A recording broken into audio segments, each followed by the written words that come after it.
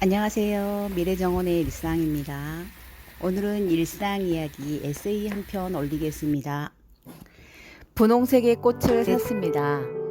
앙증맞게 좁쌀이 모여 꽃이 된 듯한 만다벨라라는 녀석입니다.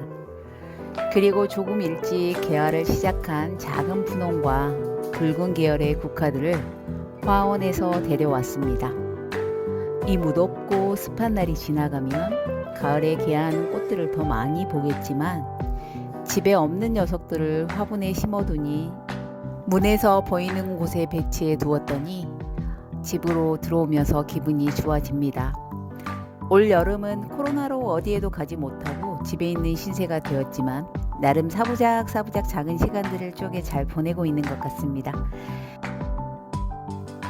제가 어릴 때부터 듣던 말이 있었는데요. 성격 좋아 보인다고요. 그렇지만 가끔 사람들과 어울리는 공간에서 지낼 때는 벅찰 때가 많습니다. 좀 많이 예민하고 까다로워지는데 그런 것 또한 표시하지 않으려 더 힘을 쓰는 그런 성격입니다. 그런 의미에서 집에서 대부분을 함께하는 아들과 많이 부딪힐 때도 있지만 우리 모자는 제법 서로 기가 맞을 때가 더 많습니다.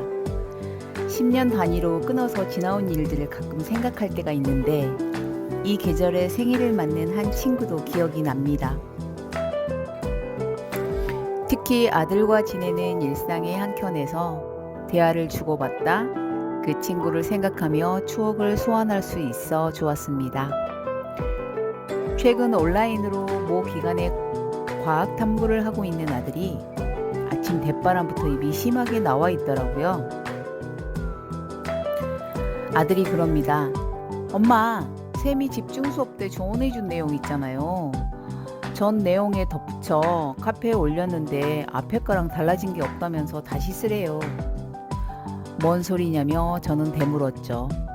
아들은 다시 열심히 각 항목마다 조언해준 거 한 줄씩 적었는데 다시 쓰래요. 괜히 지난주에 실험까지 해버려서 그런가? 천천히 할 걸 그랬네. 다른 친구들은 이제 실험하려고 하던데요. 저는 한 줄만 써서 양이 너무 적어서 그런 거 아뇨? 라며 글의 양이 부족하다는 것만 언급했어요. 그리고 다시 쓰겠다고 답 달고 다시 써야지 뭐. 아니면 다시 질문해봐. 너 어떻게 써야 하냐고 라고 말을 덧붙였습니다. 아들은 그러게 반영해서 중요 내용만 썼는데 뭐가 부족했다는 거야? 궁시렁대며 컴퓨터를 들어가더니 에휴 하는 탄성을 질러댑니다. 결국 억울함도 토해내는데요. 사실 봐줄 수도 있었는데 알아서 했으면 좋겠더라고요. 엄마가 잘하라고 다른 잔소리를 하면 듣지도 않으면서 꼭 이럴 땐 제게 징징거리며 기대는 게 못내 탐탁치 않았어요. 그런데 아들이 소리를 지르더라고요.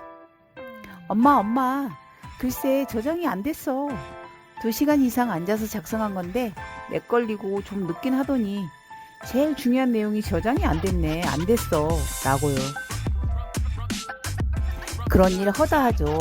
암만 우리가 만든 기계 문명을 우리가 컨트롤 못하는 일이 간혹 자주 발생하기도 하잖아요.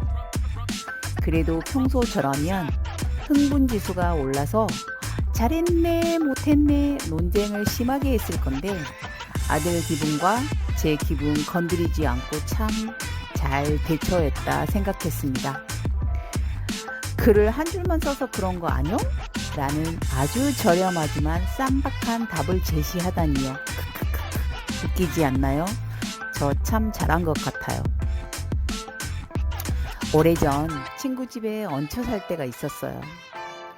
앞서도 말씀을 드렸지만 저는 같이 다른 사람들과 오래 살지를 못하는 그런 사람류입니다. 긴장하면서 실수하지 않고 배려하면서 살려고 기를 쓰고 사는 스타일. 그렇게 살면서 친구 집에 더부살이를 했던 시기였죠. 빨간색과 분홍색의 그 언저리 색을 닮았던 그 친구가 새벽까지 잠 못 이루며 작성해 가던 과제물이 있었습니다. 언저리 색을 닮았던 옆에서 잠을 자다 제가 발로 잘못 건드린 거예요. 컴퓨터 플러그를요. 그 때문에 작성하고 있었던 보고서 자료가 저장되기 전 날아가 버린 사건이 발생한 거죠. 가족이 아닌 친구였기에 더 아픈 소리도 지르지 못하고 사귀어야 했던 그 친구의 그 새벽녘 미라가 아프게 꽂힙니다. 지금은 카톨릭 교회의 성도자가 된 친구가 많이 생각나는 날입니다. 오늘은 평범한 일상의 한편의 이야기를 들려드렸습니다.